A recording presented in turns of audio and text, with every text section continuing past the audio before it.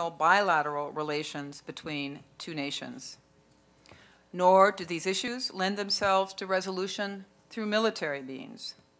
And we heard what some of those issues are today: climate change, sustainable economic practices, sustainable economic growth, the protection of human rights. The list is a long one. That is a significant trend of our times. But here's one other trend I want to highlight, which I don't think was mentioned this morning. Governments cannot do it alone. And in particular, national level governments can't do it alone. And that is why the Pacific Rim Park model of city governments, local universities and institutions, private citizens coming together to form their own architecture of peace and cooperation is so essential and so powerful. So now this is the right moment, I think, for the Pacific Rim Park, those who have built it to date, to get together, to look at steps to take going forward, to reflect what I believe is one of the most important new trends that's going to shape the future of Asia and the Pacific, a future that will be shaped, again, like those parks, by our own hands and the hands of our people, and not only by foreign ministries and politicians, whom I also represent.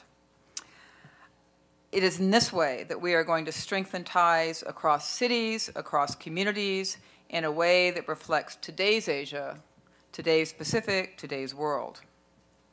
Now, to speak as an American for a moment, the United States is proud of having played what I believe is a positive and important role over the decades in supporting stability, security, and economic growth in the Asia-Pacific.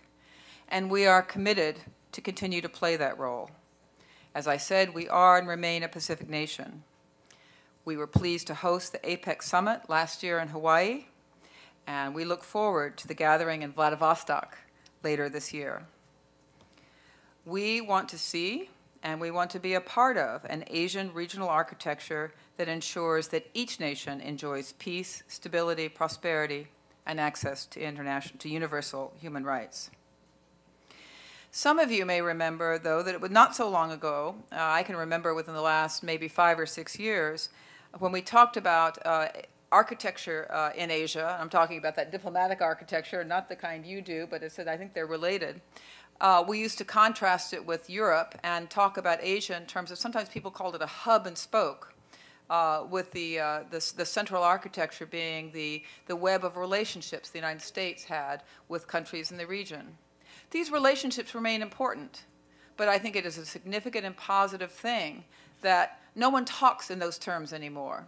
We have moved beyond that, and we have moved, as I believe the Pacific Park Foundation is now moving, to something that is far more organic, that far more represents the reality of the Pacific Rim today. This is very much a network that the United States looks forward to being a part of, whether as individual citizens or as a government. We want to strengthen regional institutions and move beyond that old model to one that builds ties across borders and deepens cooperation in new ways.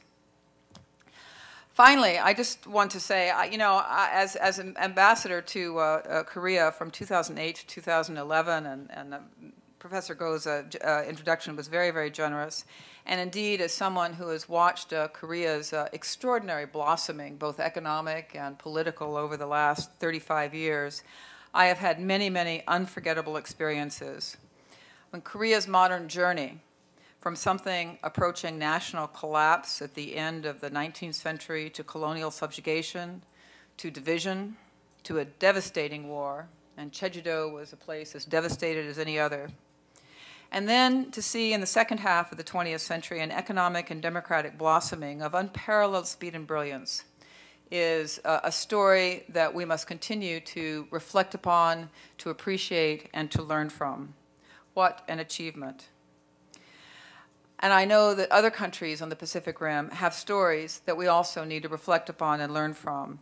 Just as those students, and I see the photograph is up there of that day when we met those students, and Jim and the others at the park, and the governor as we dedicated that park, learned so much from each other and from the people of Jeju in 2010. So I hope in the future, as we build this network of parks, we will deepen that understanding of each other's stories and tell each other's stories to each other in new and significant ways. So this really is the perfect venue to think about the power of these parks, the power of these stories. The story that I saw in 2010 that's brought me back here today and that you have seen in your own country. Leonardo da Vinci, who I guess among other things was an architect, said this. He said, "I have been impressed with the urgency of doing. Knowing is not enough. We must apply. Being willing is not enough. We must do." Now, when I hear those words, I sort of think of Jim Hubble. I also think about the spirit I saw in Korea over the last several decades. My Korean friends of a certain age will remember, like I do, that it used to be back in the 1970s that in every schoolroom and office in Korea, there was a sign in Korean that said, "하면 된다." And the best way to translate that is, just do it. Although I don't think Korea ever got any fee from Nike for the slogan. But it is that spirit of doing that has inspired, I think, this country and the Korean people, that has inspired all of you who've been involved in the Pacific Park Organization and must inspire us going forward.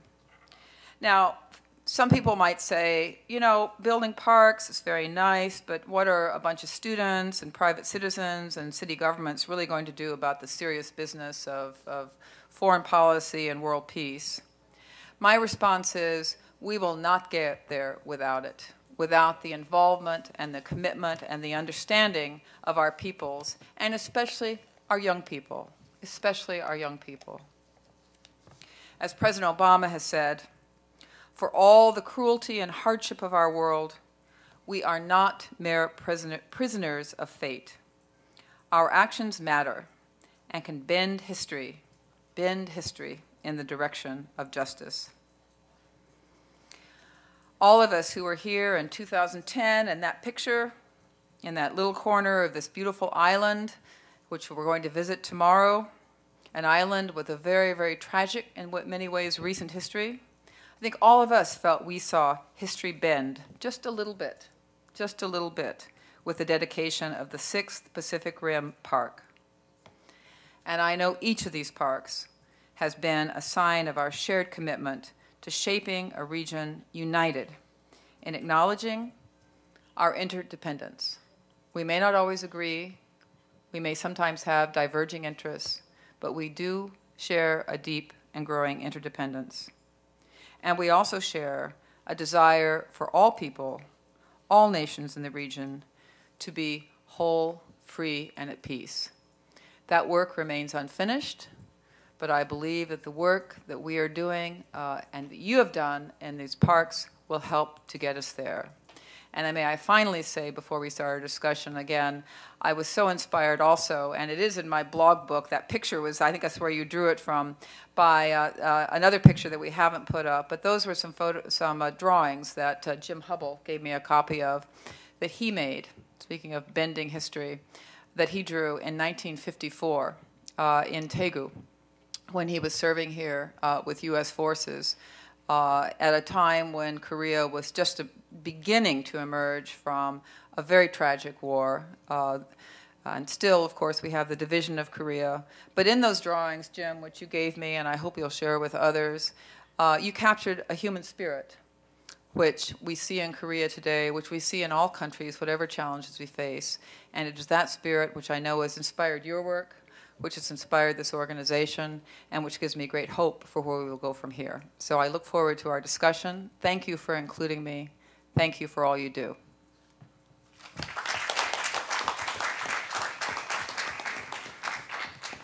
예, 대사님 감사합니다. 어떻든 직접 저희 이 공원 조성 과정을 보셨고, 또 앞으로 이렇게 발전해 나가는 것에 대한 기대감, 그리고 또 방향, 이런 말씀도 해주셨습니다. 거듭 감사드리고, 대사님의 기대에 어긋나지 않도록 우리 환태평양 도시 협의체가 발전되고, 또 더 이렇게 젊은이들의 평화 마인드를 더 심는데 크게 기여할 것을 이제 저희들도 다짐합니다. 예, 감사합니다.